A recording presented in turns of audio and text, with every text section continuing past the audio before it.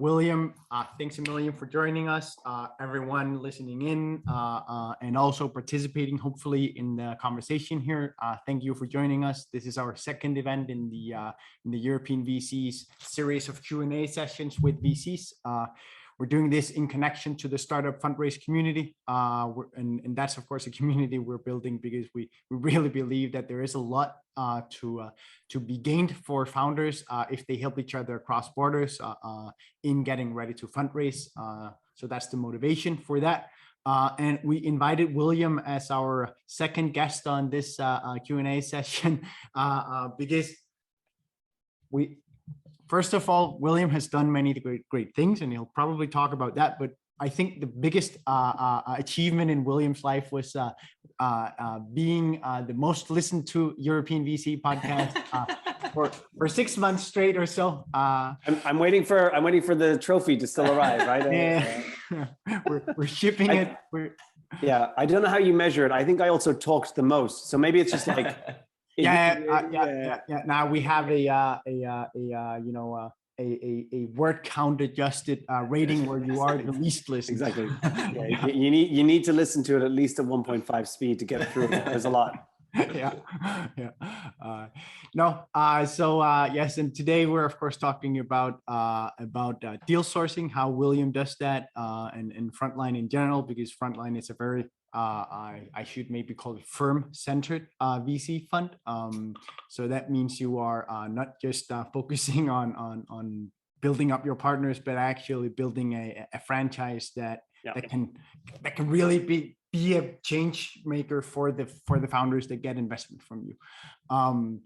And then, of course, one thing is deal sourcing. So that's, of course, the hacks that everyone here wants to hear to understand exactly how do you guys think about getting new investments in and new startups in, but also how do you diligence the deals? And that's, of course, the big question here, especially knowing that you guys do quite a few investments pre-product and pre-revenue. And that means that teams, of course, matters a lot. And everyone says they focus on teams, but very, very few can say exactly what they do when they evaluate teams. So we're hoping for some good golden nuggets from you there, William. Hopefully so.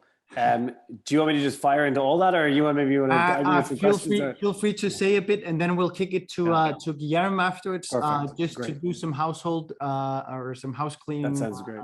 As to the rules here. Which is, thank you very much for having me again, and thank you everyone for dialing in, and feel free to, again, I think Guillermo will guide on house rules, but feel free to ask questions however is the best form, either if we're able to on the chat or in other ways. Throughout, I'm very happy to kind of dive into tangents if people want to ask questions on certain things. And in particular, thank you to Andreas and David for having me back again. Always nice to have, there aren't many people in my life that love to just chat about VC, but you guys seem to want me to keep talking to you about VC. So I'm very happy to always talk about VC while you have me. We are weird people. Feel free to take it away, explaining how everyone can just pitch in whenever they please almost. Thank you, Andreas. Thank you, David. Just for starters, just two simple rules. Actually, recommendations from us is that please, if you can, turn your camera on. It keeps the session much more interactive and much more dynamic for everyone. And if you haven't done so, please disable your mics. Regarding the questions, we have two ways of making questions here. First of all, if you don't want to, if you're a bit shy, you can just write the questions in our chat. We do have a chat here at your bottom right or at your bottom left. However, if you want to make the questions live and ask William personally, you can just write, as I am writing right now at the chat, your question with live between parentheses, all caps lock. I hope everybody can see on the chat right now. So I gave an example of a question here. Example, what is your favorite current startup? Between parentheses, live, all caps. That way we can know that you want to ask William personally. Okay, that is it for me. And then, of course, we'll just call you up and say, Barry Brennan, please do ask your question. And then, Barry, the floor is yours, and feel free to engage in conversation with William. And if we're then a bit time pressed still on, then I might interject. But we just want this to be an open conversation. And if Barry wants to play some of the piano in the background, I think we'd also love that too. For sure. David will find his guitar. Yeah, it's just there. Yeah. Now, I did say that William talk a lot, but what William doesn't do a lot is toot his own horn, and I think that it does deserve some airtime here, because William has done something which is quite significant in the sense that William was the youngest VC to raise a fund at the time Frontline was founded. So that is in itself quite spectacular. And before starting Frontline, William also was one of the founding employees at Ondra, which in just 18 months grew to be a 70+ employee investment boutique, which is quite considerable for anyone to achieve. So for sure, let's now kick it to William, and William, do feel free to talk on whatever point you believe makes the most sense regarding Frontline and William McQuillan in the light of deal sourcing and deal evaluation. Thank you very much, guys. And maybe just to not to correct what you said, and thank you very much for your introduction. But I guess I was the youngest in Europe, and I definitely didn't do it on my own. I had two amazing co-founders, Will Prendergast and Shay Garvey, who, without question, I couldn't have raised Frontline's first fund on my own. They were, pivotal to have people who had so much experience with me. I guess, and I can just monologue, but feel free to interrupt with questions. The first thing to think about before we maybe specifically talk about deal flow and how to generate it is, what is it, and this is my opinion at least, but what does it take to be a great venture capitalist? You have to have capital, and we'll come back to each of these and dive into them a bit deeper. You have to have capital. You have to be able to see companies. You have to be able to figure out if those companies are good companies or not, win those deals, help those companies, exit those companies, copy, paste, repeat, right? Now, I don't think the plan today is specifically to talk about fundraising or the capital side. So let's assume that the starting point is that we have capital. Either you've got your own fund raised or you're working in a fund that already has capital available. The next part is you need to be able to see deals. And I guess this is, I think, is and then the part after that is about figuring out if they're good deals or not. And I think those two elements of that kind of, let's say, 5-step process, I think is the areas that David and Andreas would like me to dive into today. If people want me to touch on some of the other elements, happy to do so. I think actually in the current competitive markets, winning the deal is also one of the hardest parts as well, which I can talk to if we have time later. But let's start with seeing deals. So again, I've only been a VC in Frontline, so I can only talk to you about how we do things and how we've thought about things. There may be other VCs. I see there are other VCs on dialed in, and I'm always happy to hear other opinions and views on this as well. But roughly speaking, just to give you a kind of a breakdown across Frontline's entire team, we see a little under 2,000 deals a year. Of those deals that we see, again, rough numbers here, but over the last 18 to 24 months, about 25% of those will come in through VCs and angels. About another, and the breakdown of that is, I think it's about 20% VCs, 5% angels actually. There's about 5% from entrepreneurs. There's about another 10% from accelerators and incubators. There's a few percentage from like conferences, but the bulk of a big chunk of the rest of what we see is cold, and cold can be broken down through stuff that comes in our website, people finding our emails and just emailing us directly, LinkedIn, Twitter. I've had people contact me in many odd and strange ways, turning up to our offices, sending us stuff in the post, etc. But that's the cold part, and that's the majority. And I think that's the first thing I'd like to touch on is that really that's the pipeline, the bottom of our pipeline, if you will, right? And in Frontline, we basically judge our pipeline as that's a lead. So anything that we see in any possible way is a lead. Then anything that we take a meeting with is what we call a qualified lead. This is very similar to anyone who's worked in sales and the sales pipeline. Then anything that we decide as a team that we're going to dive deeper in is what we would call due diligence in our CRM system. And then after that, it basically goes to negotiation and then portfolio. And the key thing I want to say is that if you look at the breakdown, so again, we see about 2,000 at the lead stage, about 500 of those maximum will go through to a first meeting, which is a huge cutoff. Straight away, 3/4 are gone. Then don't even get to a first meeting. Then about of the, let's say 500 that get to a first meeting, about 75 of those will get through to what we call due diligence phase. That's usually where multiple team members are working on the deal. And then the portfolio, you got about, let's say between 10 and 20, depending on the year, let's just round it to 15, of the 75 will become a portfolio company in any 1 year. So that's kind of the breakdown of how our pipeline works. And the reason I give you that breakdown is that what's very important is that I told you the breakdown, let's say 35–40% of our stuff is cold. Then you've got the breakdown from conferences, events, accelerators, other investors, etc. So you would think from me saying that 35% is cold, that's the majority of the deals that we do. But actually, if you then look at the breakdown of where it gets cut down to, actually, it then changes quite a lot. And actually then the majority of the deals that get through to first meetings tend to be from either VCs, like the vast majority tend to be from VCs, angel investors, other entrepreneurs. And so we can talk a little bit about why and how that becomes like that. So part of it is maybe self-fulfilling in that we curate our own networks and those people know us and send us those things. Other parts might be our own biases in, if somebody sends me a random message on LinkedIn and it's a cold call and they've got a bunch of typos, maybe I will say, hey, it's not worth spending time, versus if a partner at a really top tier firm sends me a deal that they want to personally invest in and say is amazing and want us to do it with them and so forth, right? So, it's about prioritization. We're going to dive a little bit deeper into that later. But suffice to say, yeah, go ahead, sorry. William, because we have this conversation over and over again in the community with founders who say that they are, they get into the community and expect a warm introduction to all the VCs that we know.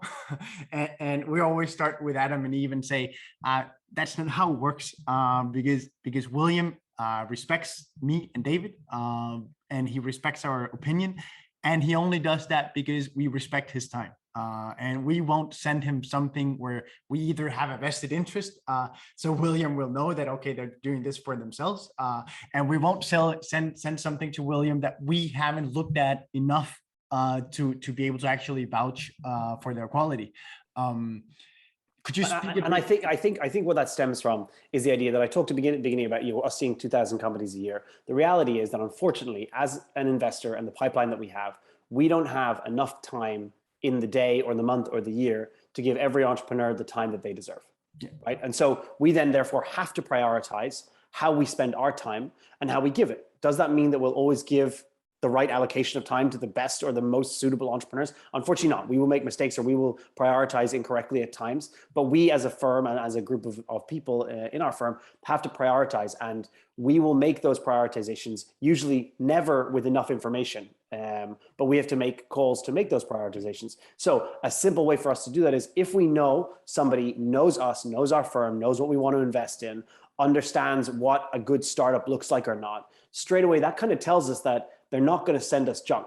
And as you rightly pointed out, if somebody then sends us 4 or 5 deals that end up being like complete lemons, or that's maybe a poor phrasing for international audience, poor deals, right?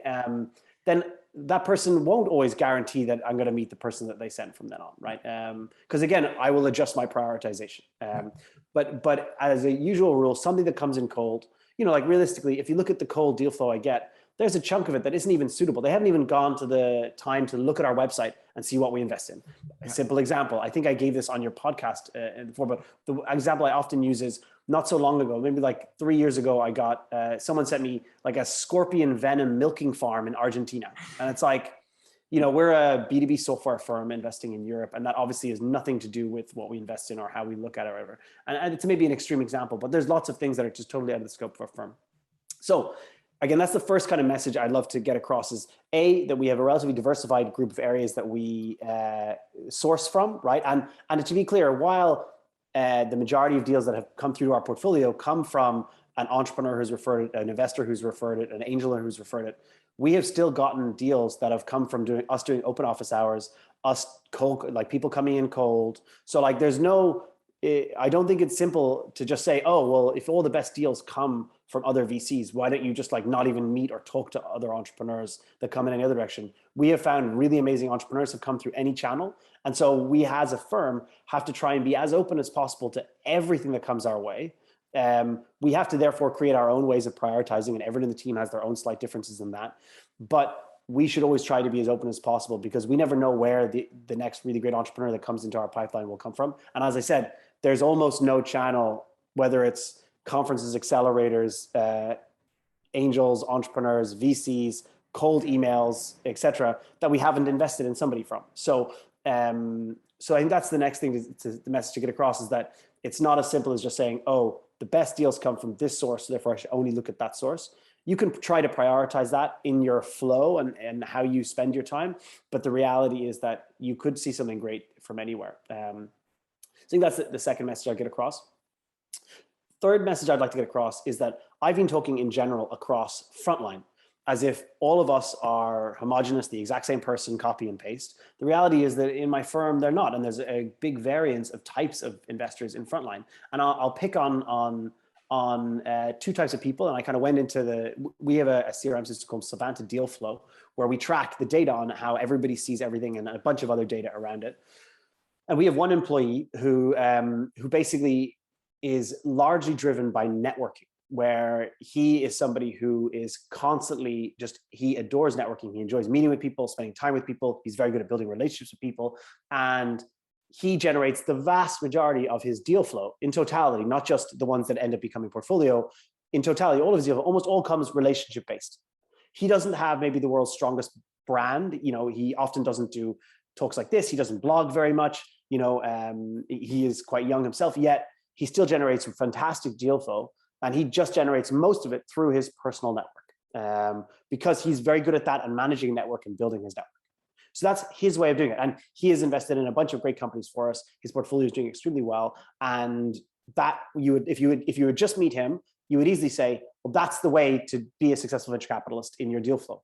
Now, let's pause him for a second and move to another investor who has since gone on to start a company which is doing quite well. But when he was an investor with us, he also had extremely successful deal sourcing. And some of the companies that he invested in while he was with us are doing extremely well now. And so would you say, oh, he's doing the same thing as the other employee? And the answer is actually not. He was almost completely opposite. So he really, as a person, is very introverted, and he really liked researching areas and diving deep into areas. And he didn't particularly enjoy going to a conference or an event with 20 people. He definitely didn't enjoy something like this, where he would be talking in front of 20 or 30 people, especially if it was in person. That just wasn't his thing. He didn't enjoy that.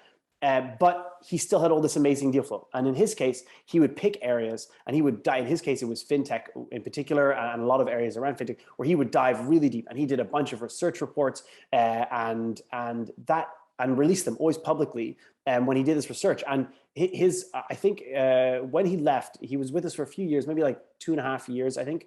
I think in total, his blogs or research reports had like 200,000 or 300,000 views, right?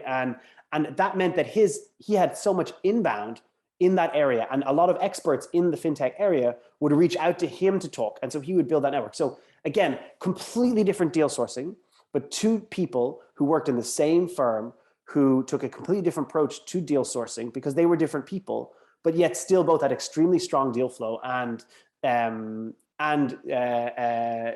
kind of resulted in portfolio companies that are doing very well. So I think that's the third message, is that there is, while at the beginning I talked in generality across the whole Frontline firm, I think everybody listening, if you're thinking about deal flow and how you generate your deal flow, you also need to think about what your own strengths are. And I picked two people who are kind of at extreme opposite ends of maybe one spectrum, the kind of introverted extrovert spectrum. But there's a bunch of other ways to think about this. And it's about playing to your strengths, I think.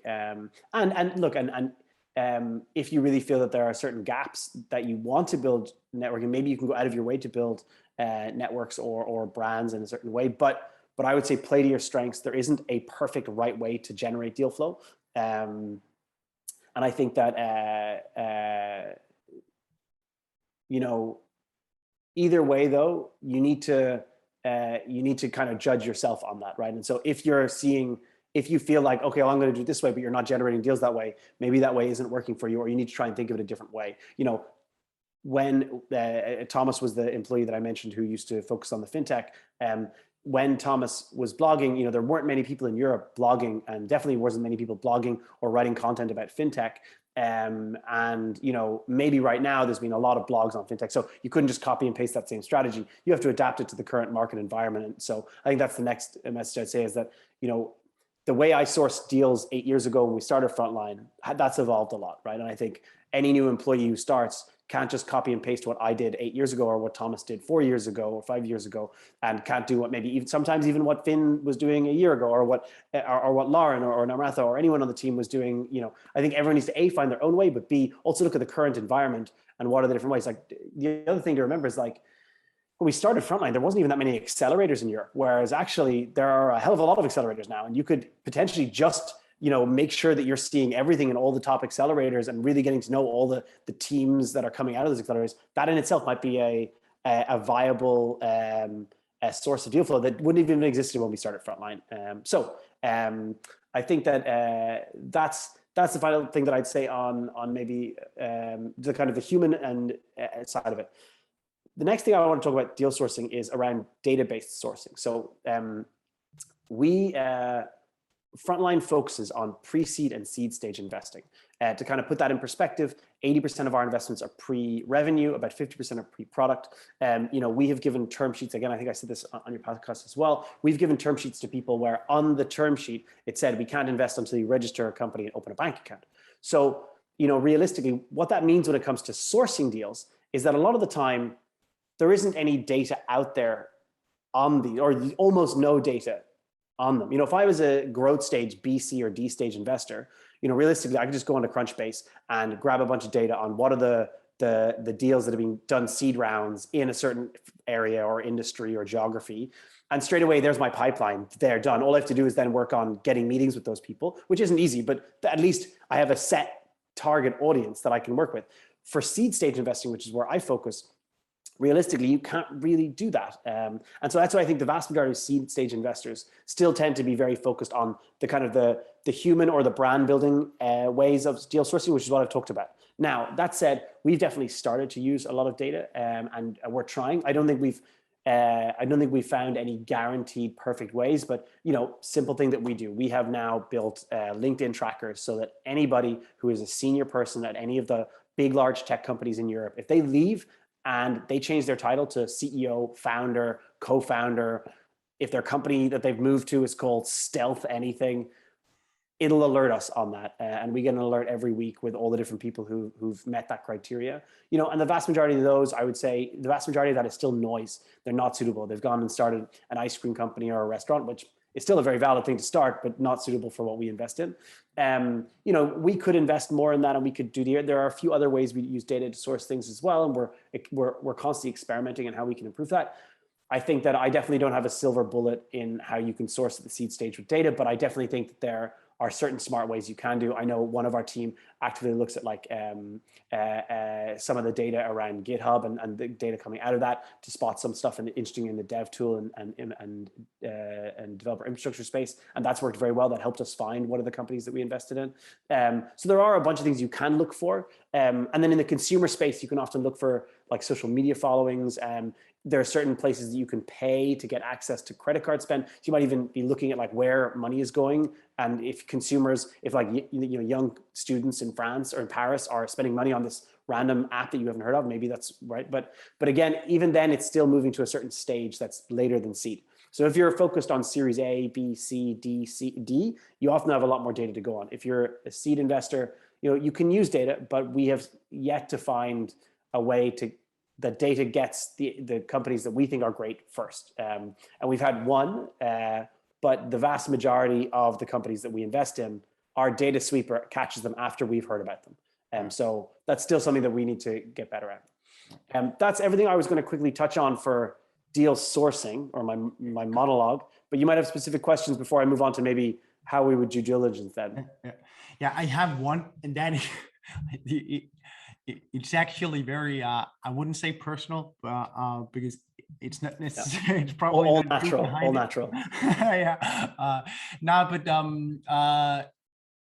I know a founder who have received quite a few outreaches from VC firms. One of them being Frontline, and he definitely had the feeling that this was either a very junior employee or a machine generated thing. And I am curious to hear what your thoughts are. I don't know if that was his feeling around Frontline specifically, but he had that outreach.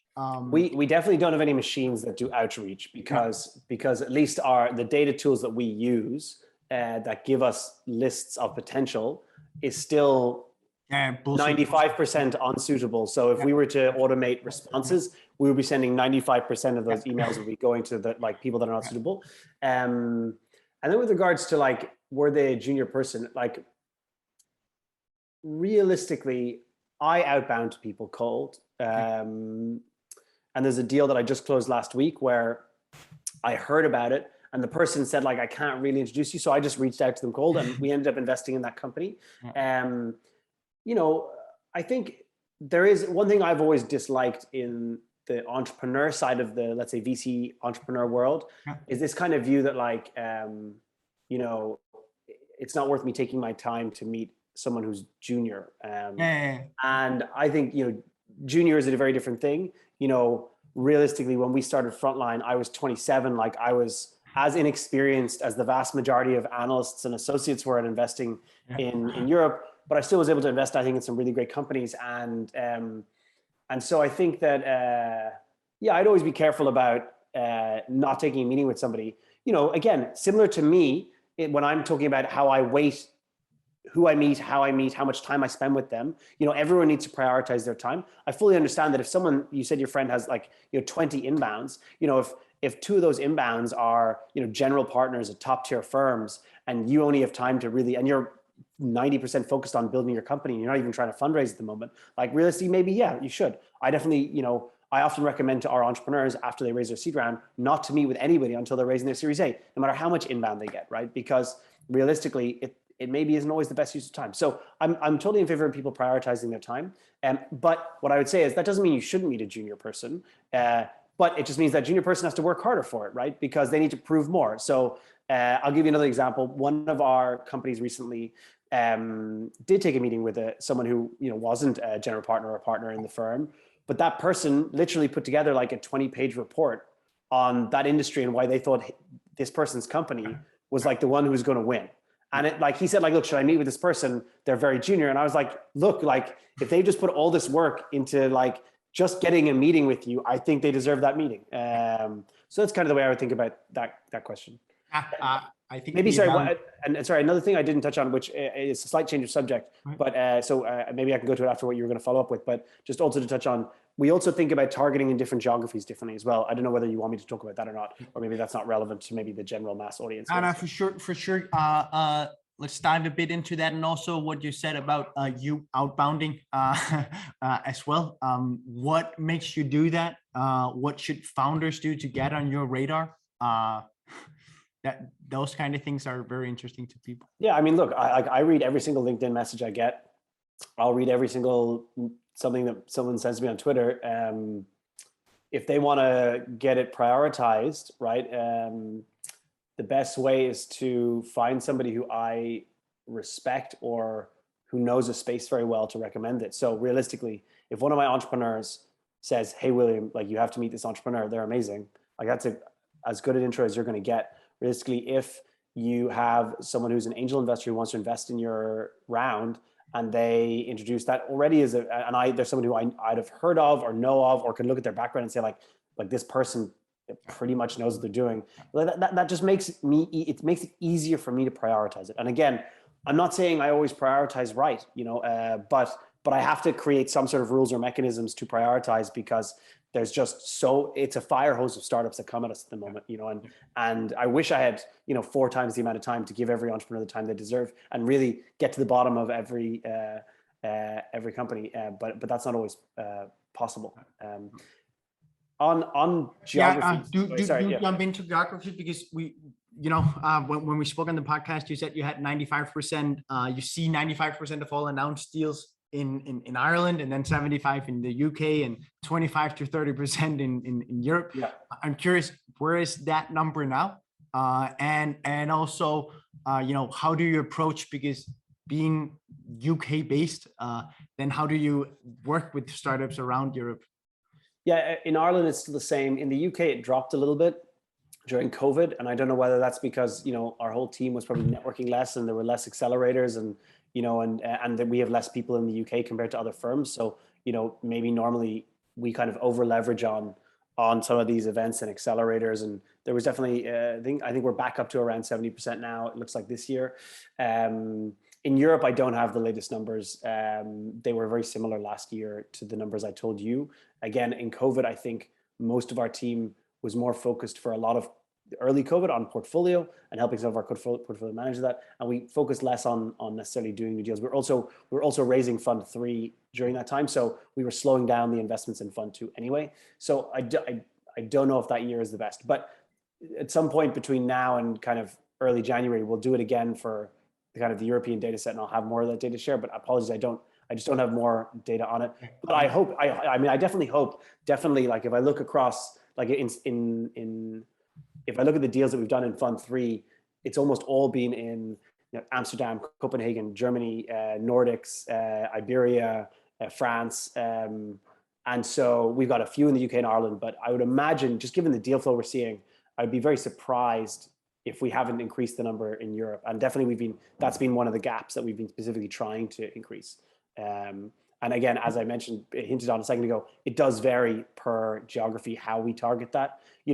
Maybe a simple example, if you target the Netherlands, there are, of course, probably great founders who start companies outside of Amsterdam, but the vast majority of the companies that are good companies that will be suitable for us in the Netherlands will be in Amsterdam. So we can focus on networking on Amsterdam. You can't take that same approach to Germany and just say, I'm going to network in Berlin, because there are a ton of companies that come out of, not even the obvious big ones, like let's say a Frankfurt or a Munich, but you could have them spinning out of like Karlsruhe University or a lot of places that some people on the call may not have even heard of. And so like Germany is much more dispersed. And so in Germany, you have to take a much more like network driven approach, like who are the nodes in each of those smaller cities. You probably can't spend as much time in each city. And then there are places like, let's say, France, where, again, vast majority is in Paris, not all, but there's still a lot of it's in Paris.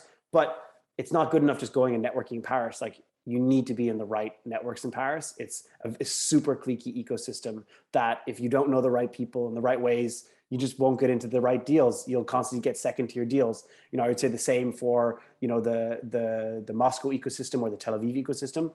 You have to know the right people, and they're very network driven ecosystems, whereas, I don't think the Lisbon, the Copenhagen, the Dublin, the Amsterdam ecosystems are as cliquey. They're much more open to outsiders coming into them and getting into those deals. So as a VC who is not from any of those ecosystems that I just described, we need to constantly adjust our strategies. And it's, unfortunately, you can't take a blanket approach, and you really need to design each one in each geography. And a simple thing, when we were originally targeting Germany, Germany, when we first did the measurement, we were like seeing 5% of the deals that were announced or something.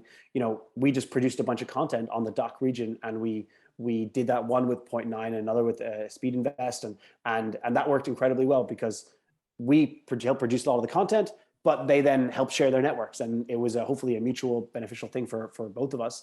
But that helped us really improve our German deal flow. So again, there's different ecosystems, different strategies, but we do have to specifically design a strategy per ecosystem. And sometimes that strategy has to be, we need to hire somebody with the right networks in that ecosystem, at least to build our brand. And the other final thing I'd say on that is that often doing a deal in an ecosystem is one of the best ways to build brand in that ecosystem. Once people start to see that you've done deals in that ecosystem, you actually start to just see a lot more. Yeah, and then how do you think about cold inbound from international deals? Because that is many founders in Denmark. Now I know you've done a few in Copenhagen, so maybe less so now. But many founders in Denmark think that, okay, if I want to go international, then there is a bigger threshold or a higher threshold for William in the UK to wanting to meet with me or look at my deal because I'm not UK based. Do you have in any degree that kind of filter? I think a lot of people don't properly understand the investors they're targeting. And what I mean by that is that, you know, it's amazing how much information you could find out about Frontline if you really put a tiny bit of work into it. Like, you know, people talk about how VCs don't do enough due diligence on companies or say no too quickly. But I would say most entrepreneurs email me far too quickly without thinking about why they're emailing me, whether I'm the right person, not just if Frontline's the right person, but am I the right person in Frontline? And, you know, some basic quick search, you can immediately, you know, probably in like spending 5 minutes of research, you can figure out who a lot of our LPs are. They're the investors in a VC fund, right? Immediately, you know that if I have the British Business Bank as one of my major LPs, that probably means that I can only invest in UK companies, right? Whereas if I have EIF, the European Investment Fund, as an LP, that probably means that I can invest anywhere in Europe, right? You know, so I think that, you know, silly things like that could answer the geography question on the ability, will they or won't they? The next thing is like, have they done deals in the ecosystem before? You can check that on our website. You can check that on Crunchbase. You know, there are simple ways of figuring that out. You know, then it's like looking at like, okay, so William has done 2 deals in Copenhagen before, but my company is let's make up a random one. My company's in the like jet propulsion industry, right? William's only ever done B2B SaaS. This isn't true either, but William's only done B2B SaaS enterprise. Maybe he's actually not the right person to target, but maybe someone else on his team has done stuff in the jet propulsion. And you look at, again, and it's about trying to understand that. And I often say that most entrepreneurs take a shotgun approach to targeting investors. They literally just fire at will something that sprays bullets everywhere, hoping that one of the bullets will hit, right? In reality, you need to take a much more like, almost like sniper rifle approach. And by the way, I'm sorry, I'm using a gun reference. I'm not a particularly gun favorable person or anything like that, but maybe just the idea of like kind of more spray and pray versus targeted is trying to what I'm getting at here. And we say maybe you can edit that out of the recording. I will. I do not promote guns. Now you're an avid gun owner. We know that. We always say in our community that point is just the more important when you're also talking to angels. Yes, yeah, definitely. Because VCs, you guys are, you know, this is your business. You're trying to be as rigorous around who you're meeting as possible. Whereas many angels, to be honest, are doing it for the fun of it. And as such, if they can get a meeting with a young startup that looks cool and they'll be entertained for the afternoon, then many of them will take that meeting and you won't get shit out of it because they would likely be lousy investors and they aren't really capable of making an investment even if they wanted to in your type of company, right? So in that sense, it's all the more important because the filter that you applied isn't applied by angels, the less sophisticated angels clearly, but that is the vast majority when we talk about volume numbers. Just be targeted because realistically you're saving yourself time. The ones who are poorly targeted, look, maybe you get lucky. And I've definitely heard of people who've sprayed and prayed, with 1,000 emails and did meet an investor that way, right? So like, again, there isn't maybe a perfect way, but definitely, I think the most efficient and most likely way that you will find an investor, if you want to increase your chances, anyone can get lucky, right? But if you want to increase your chances of raising capital, you should do it in a very targeted way. I don't know whether this is a good segue to move on to figuring out exactly how we decide on which are the ones that we take the meetings, i.e. what do we look for, if that's useful? For sure. So again, I already talked about, I guess, the initial prioritization of like why we take meetings. And again, there's no perfect way for doing that, but we at least, look at the information we're given, and also we'll look at the route that it came to us, and we'll make a weighting and decide whether or not we'll take that meeting. So let's assume that we've looked at that high level and it looks interesting. So then what do we do in due diligence? I'd say the first thing to just bear in mind is like the market now is like super spicy. And what I mean by that is that like, VCs don't have the luxury to spend 6 months getting to know a market and a company anymore. I mean, at least at the seed stage, deals move incredibly fast. And as a firm, you have to be able to, you have to be able to move as fast as your entrepreneurs are moving and the market is moving. And, I would never want an entrepreneur to think that I'm slowing down them building their business realistically. And so, because I want to invest. And so with that in mind, first of all, how we do our due diligence has changed over the years, because back in 2012, we were able to spend 6 to 9 months getting to know someone before we invested. Like, that definitely is not the case. I'd say the average deal over the last 24 months in Frontline, from first meeting to term sheet, is probably like 2 to 2.5 weeks. And there have been deals that have moved in less than 48 hours from first meeting to term sheets. And so then what does that mean from a due diligence perspective? What can you do in 48 hours, right? Is the kind of the question in the most extreme scenario, right? In that most extreme scenario, well, what can we do? So in that case, it was a deal. The reason why we were able to move so fast, it was a deal in a sector that we've already invested in 3 or 4 companies in a similar sector, right? So straight away, we had 3 or 4 founders in our portfolio who were all kind of semi-experts in that area that we were able to all get on the phone to and get their opinions of it. Secondly, there was 1 or 2 board members in those companies who were very specific experts in what this company was doing. And then, we just spent, I think, probably over those 48 hours, 5 hours with the entrepreneurs and the founders, really diving into everywhere that we could. And we got to an answer. Is that as good an answer as we could have gotten to if we had 9 months? Definitely not, right? But equally, you have to work with what the market gives you. And if we as a firm want to be in the best deals, and if those deals from starting to fundraise close around in a week or 2, you need to be able to move that fast. And 48 hours is an extreme always, right? And I definitely wouldn't want to do this job if I only had 48 hours every single time. And that's happened to us once in 9 years, but it's the extreme. The moment though, the majority of them are around 2 to 3 weeks in what we have. And in that amount of time, you have quite a lot of time. Now, different people focus on due diligence in different ways. In the same way that I described the 2 people in my team earlier, you can also take different approaches to due diligence. We've had team members who focused very heavily on certain areas so that they very quickly became experts in those areas. And if you spend enough time focusing on a certain area and really diving into nuts and bolts, that helps you in a few ways. So 1, it helps you filter and prioritize your time. Secondly, because you're just not going to be meeting people outside of those spaces, right? Secondly, when it comes to due diligence, you just know if you've seen 5 companies that are doing, carbon offsetting, you start to see a trend of what are the differentiations, what's different in the market, why one might be better than the other. And so then when the 6th carbon offsetting company comes in front of you, you can immediately tell, okay, that's different. There's something different about that to the others that I've seen, or not. It's another one, and I'm not going to spend time on it. Potentially, everyone here has a carbon offsetting startup, so I don't mean to pick on specifically carbon offsetting startups. There's lots of good ones out there. But the point I'm trying to make is that by being focused, you can help in speeding up due diligence. Second thing is, and we might touch on this more at the end, is when it comes to winning a deal, like if you know a space super well and the entrepreneur comes in and you are able to ask super targeted questions that shows you know their space really well, that will definitely help you win that deal. Yeah. So, being an expert in certain areas can help. Now, the negative of being an expert in certain areas when it comes to due diligence is that you are just narrowing the areas. Like, what I say to some of the juniors who join Frontline is, like, I always encourage them to pick a few areas to try and dive into and start building their network. But at the same time, I always encourage them not to just pick one, because in our industry, like realistically, if 8 years ago, or not 8 years ago, it's going too far. If 5 years ago, I'd have been like, all right, I am all in on AR, VR, right?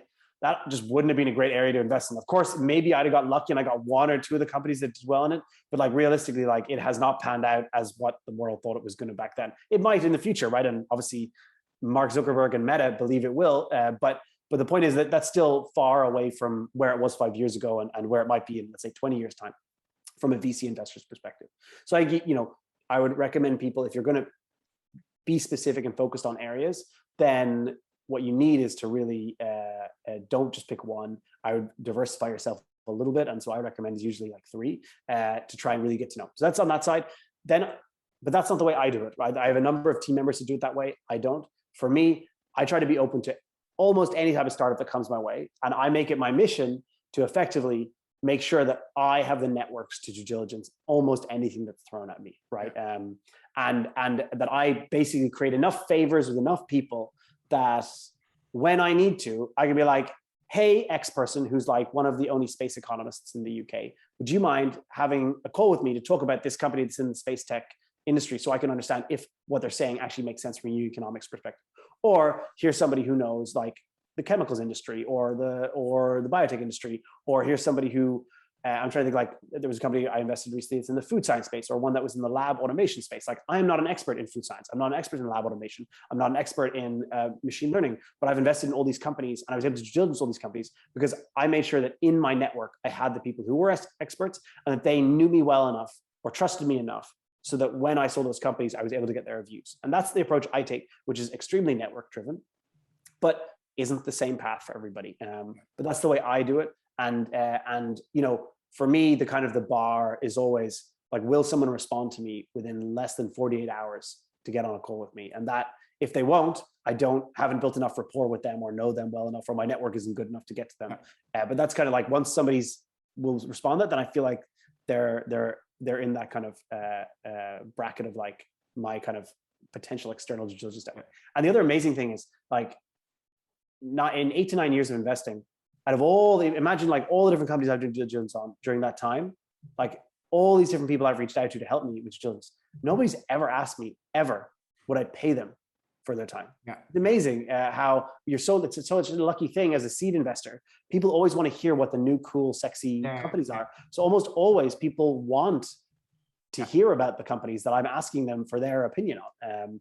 Whereas as you start to go later stage, the Series B, C, D investors, people tend to start charging for their time. So, you know, I think I get I'm lucky at the seed stage where people often, or well, at least I've never even experienced them trying to charge me, but they don't seem to charge me. And anyone listening to this, that doesn't mean you should start charging me. No, but that's my experience as well. And, you know, yeah, there's nothing more fun than when, you reach out to a bunch of, or three experts from different universities on that super little subsector on gas emissions from refrigerators, and then you end up them being contradicting each other, and they saying, I want to talk to that guy because I don't believe at all.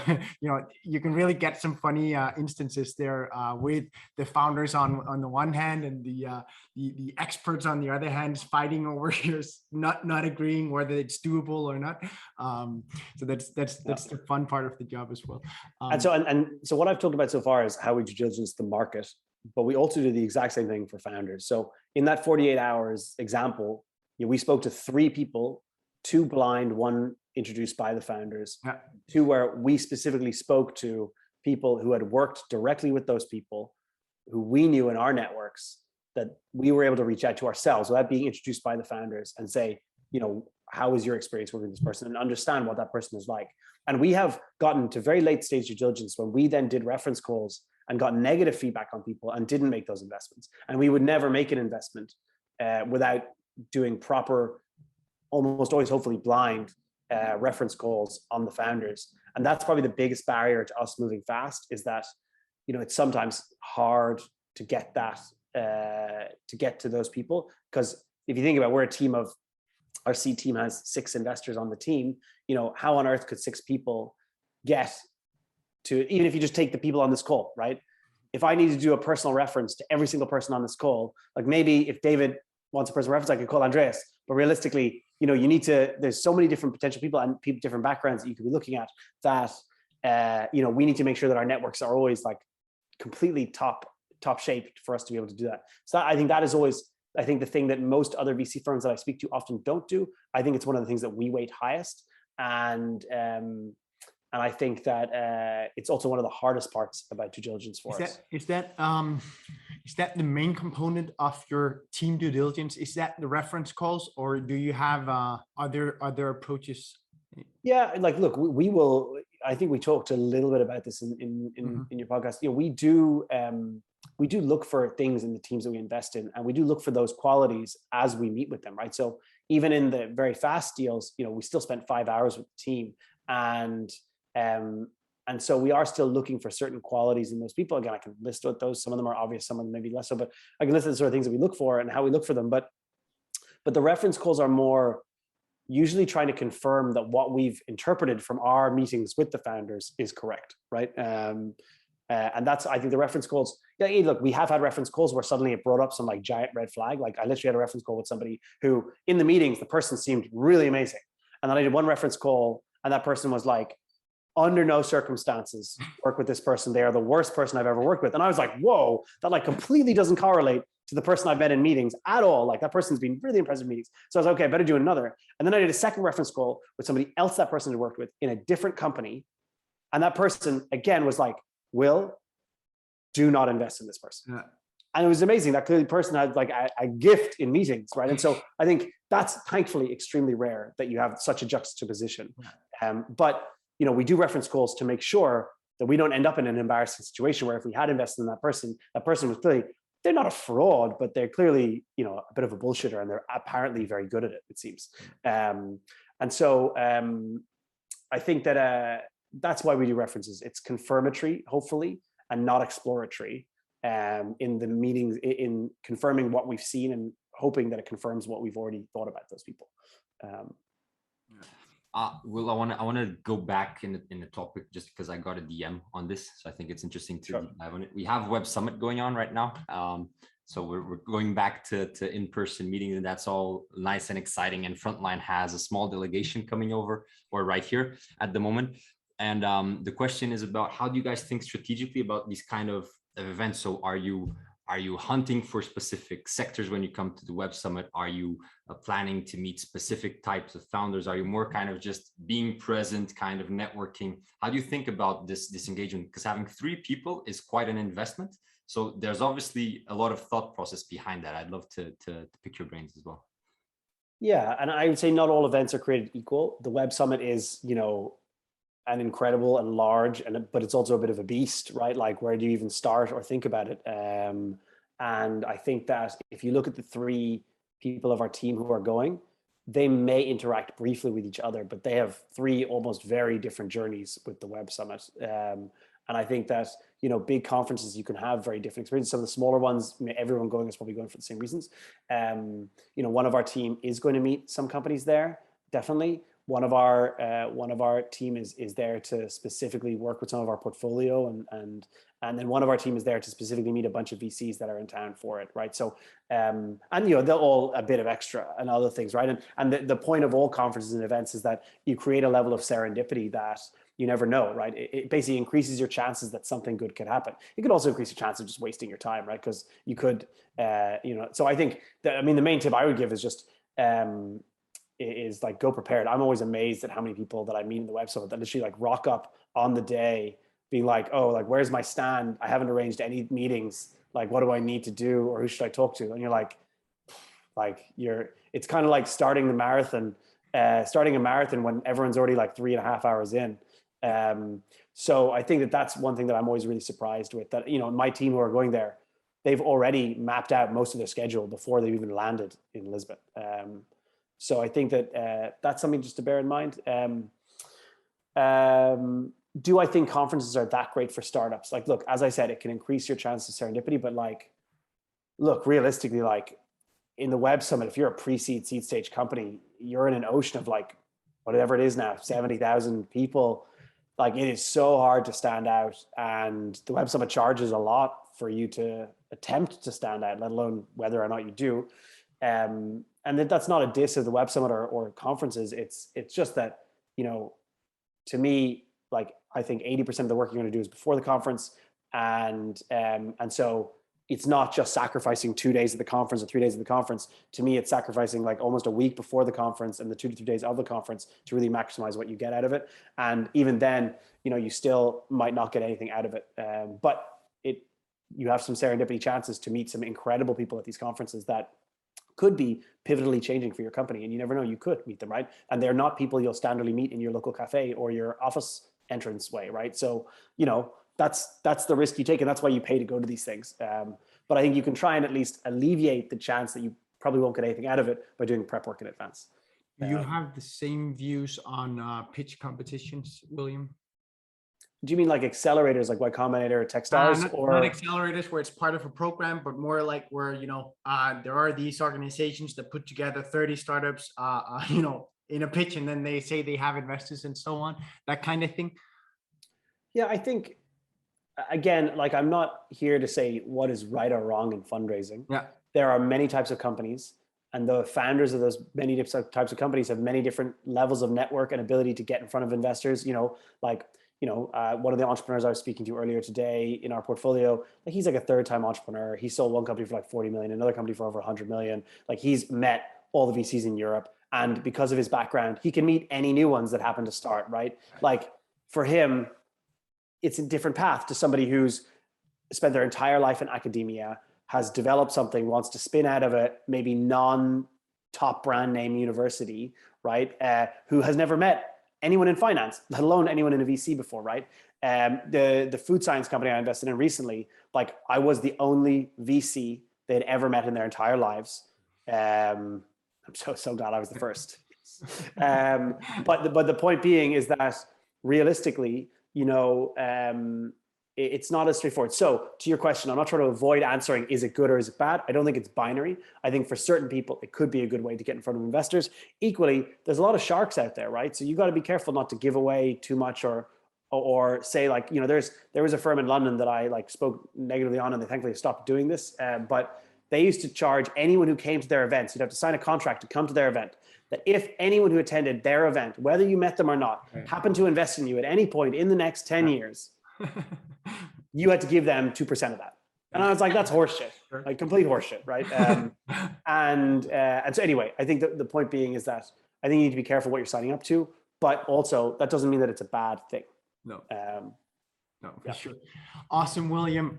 This is the end of the session. So I think we should just stop here and say thanks a million, William. We'll send you the golden cup for having been the most listened to podcast for 6 months, and hopefully this Q&A session will also be replayed a million times on our internal community and YouTube channel. Thanks a million, William. Do you have any final words you'd like to say? Maybe we didn't touch on winning deals, and for any investors listening, I think that's one of the hardest things in the current market. So definitely, do think about your strategies for how to win a deal. Every deal now that we want to do has like 3 to 4 term sheets, and so I think that I used to weight the winning the deal as an easy part because maybe we had a good brand. Now it's like you need to be thinking about how to win a deal from the very first time that you meet that entrepreneur to during the due diligence. Like it's all a sales process. And so that's maybe just one thing I'd add, and maybe a talk for another day. If you'll have me monologue again, I would take leave people on a cliffhanger like the new Dune movie. You're like, oh yeah, you finished halfway through. Let's agree that we'll follow up with a roundtable of B2B SaaS investors discussing how to win deals. So that would be great fun. That's good. Thank you everybody for listening and dialing in. Yeah, thank you everyone. This was it for today. On Wednesday, the 10th, we are having Christian Montanu, the founding and managing partner of Early Game Ventures on.